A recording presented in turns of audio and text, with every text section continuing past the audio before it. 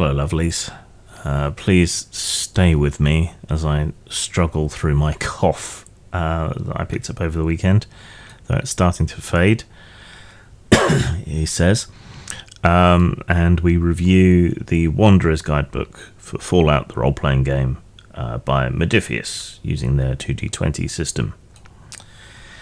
Fallout has a funny old relationship with RPGs. It was originally supposed to use GURPS in the game, and that deal eventually sort of fell through between Steve Jackson Games and whoever it was that was controlling Fallout at the time. So yeah, the original couple of games were supposed to use GURPS, but didn't.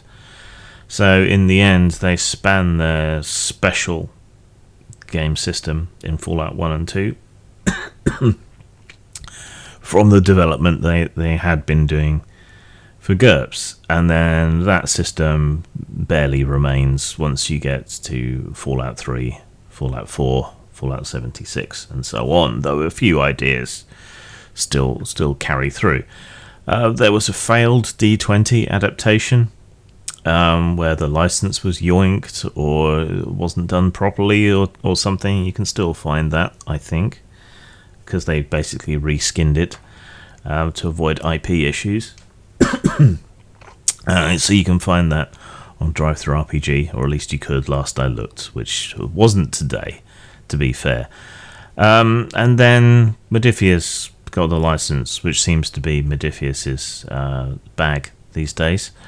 And their version is pretty good. I'm not a huge booster for 2D20. I'm not a huge booster for using the same system for everything, but Modiphius's 2D20 system is a bit like a dog, right? You can have Rottweilers and you can have Pekingese, and they're both dogs.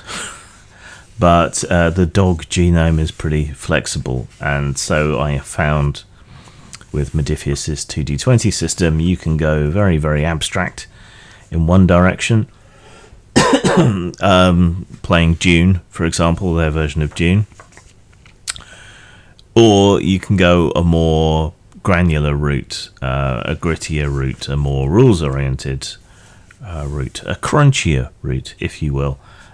Which is what they have done with their version of Fallout. And honestly, I think that makes their adaptation of Fallout one of the most adaptable editions of their 2D20 system that exists, because it feels like the most the most complete compared to many of their other games, which do not feel so complete or granular. So if you were looking to buy a set of books that would allow you to adapt 2D20 to other settings as a generic system, I think you would have to buy Fallout. That would be the preference, I think. You buy Fallout, and then you can use that to reproduce elements from all manner of other types of games, and so on. Now, I grabbed this for the vehicle rules, because at some point I might want to run a short Fallout UK campaign. And the UK was a very different place than the United States in the 1950s and early 60s, which is the main inspiration for the standard Fallout in the Americas. Between the Eagle magazine, Dan Dare and all that, and Jerry Anderson, there's a lot to draw on to give a Fallout UK game a different feel, and so on. But I wanted a complete rule set before I embarked on that little project. So I wanted vehicle rules. So that was what sold me on this. At last, vehicle rules. Vehicles have never been a huge feature in Fallout, apart from the fast travel in Fallout 2, I think. They were supposed to play a bit of a role in Van Buren, but that never emerged. But they are intriguing, all the wrecks and so on, and the vertibirds and the odd things here and there that exist. It always felt a bit peculiar that vehicles that ran on atomic power wouldn't be scavenged and junked and built together into jalopies or repaired or whatever. It always felt a bit odd that there were no meaningful vehicles in Fallout. So this felt like something good.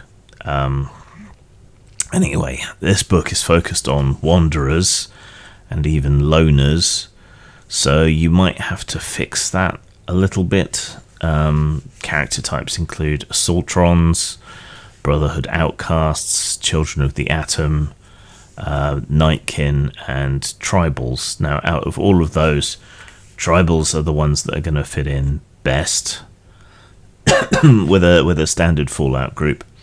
The rest of them present problems, and I suspect that the Assaultrons, as presented as characters, are a little bit underpowered compared to Assaultrons as you encounter them in the game.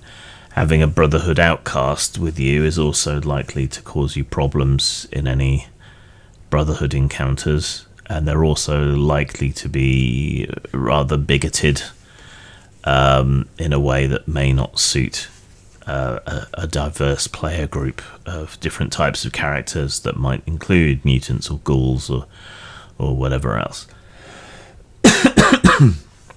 You have a series of choices like gear and mods, which are almost like subclasses for each type. There are expanded and new scavenging rules with some preset locations for different kinds of scavenging. There's a passel of new perks, which we just went past. With all the Vault Boy doodles, yeah, it's always nice to have more options there for perks, particularly in an RPG where you feel less drawn to optimize. So that makes the game as a whole feel a lot more complete. When it comes to equipment, there are new damage types such as Arc and Freeze. There are new qualities for modifications to weapons and a new and more complete spread of weapons and armor, including types of power armor, legendary items with legendary effects and modifications, something that doesn't necessarily feel like it makes sense in the Fallout setting, but it's in the games, so it has to be here, I guess. There are more food and cooking options. There's a lot. This book feels like a bit of a sort of complete the set book, including some material from New Vegas and Fallout 76, filling in a lot of the gaps if you want to bring material from those games into your RPG.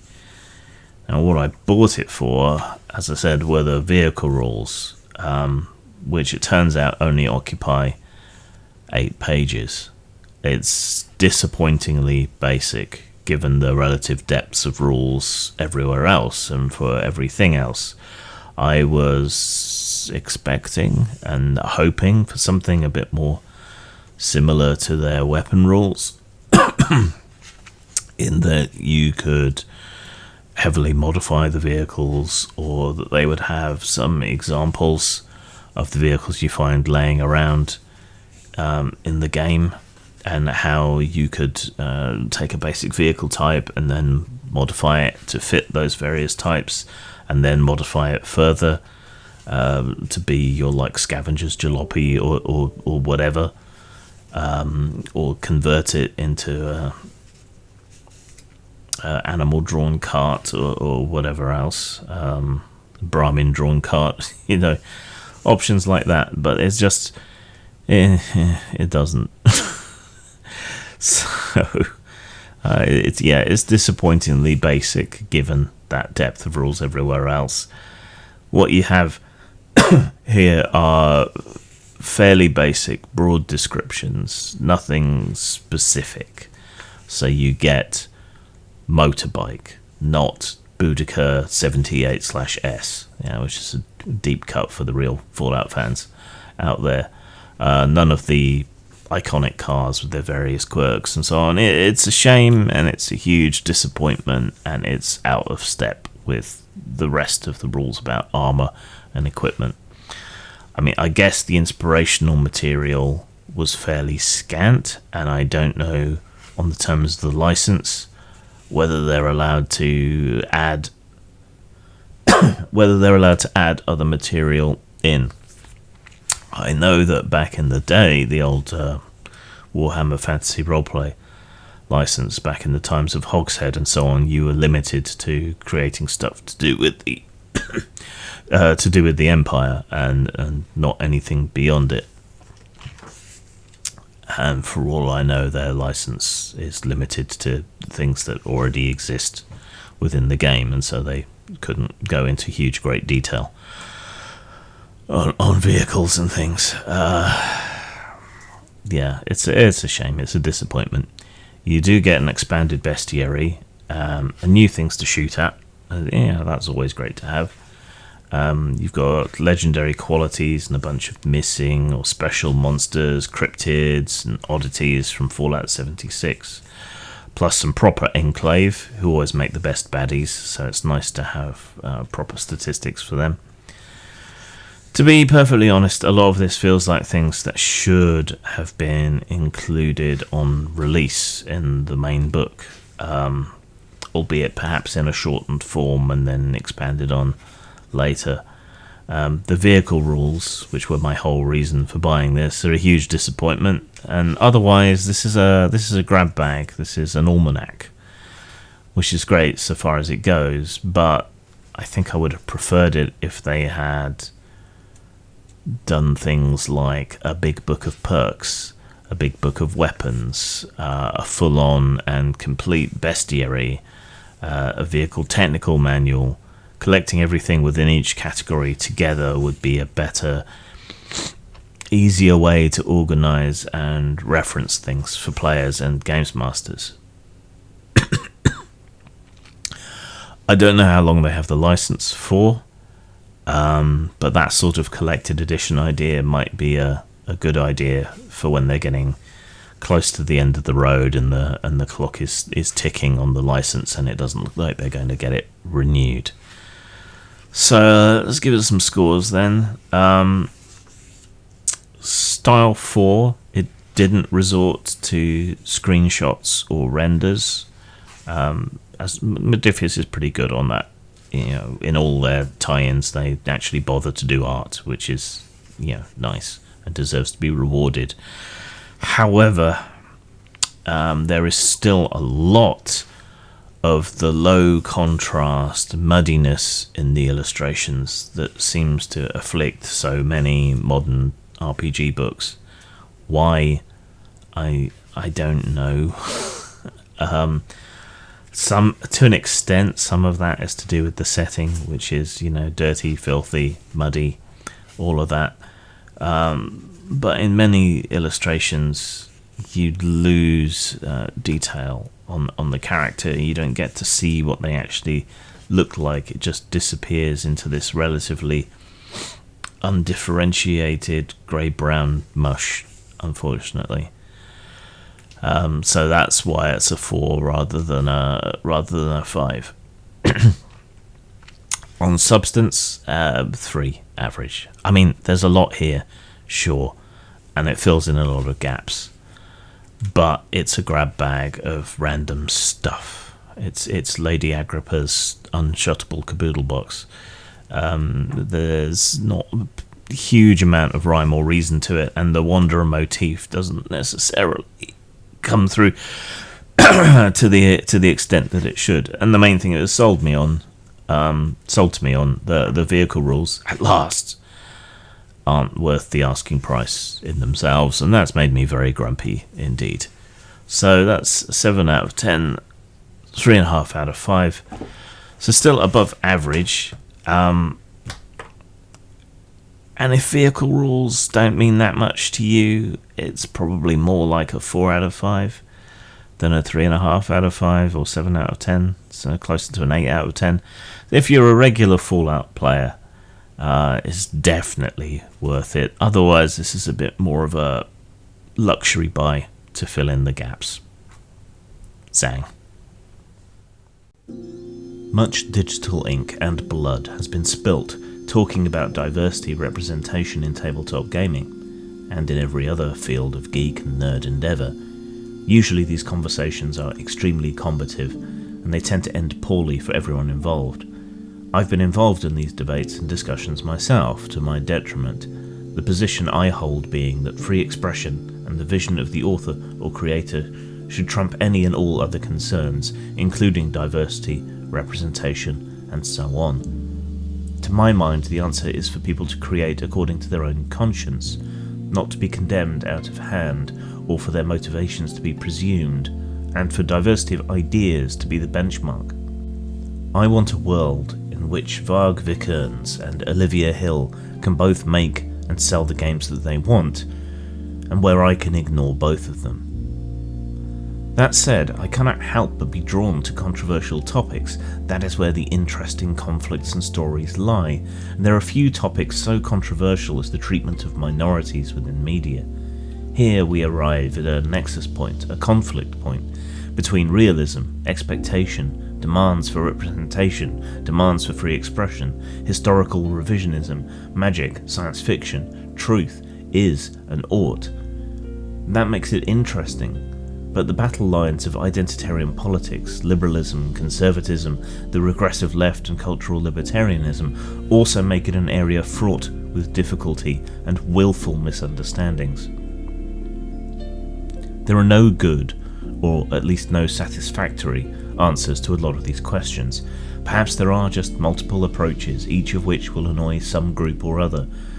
What's true in all circumstances, however, is that these controversial topics are interesting, fascinating and important in terms of world, character and scenario building, whatever your particular stance may be.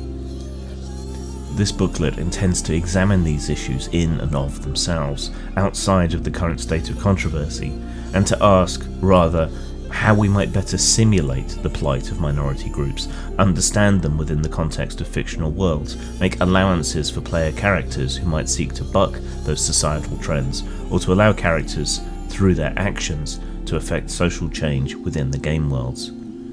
Available at post-mort.com and DriveThruRPG. Murder me and fuck my skull. Put my body in a vat of acid. Put my brain into a jar.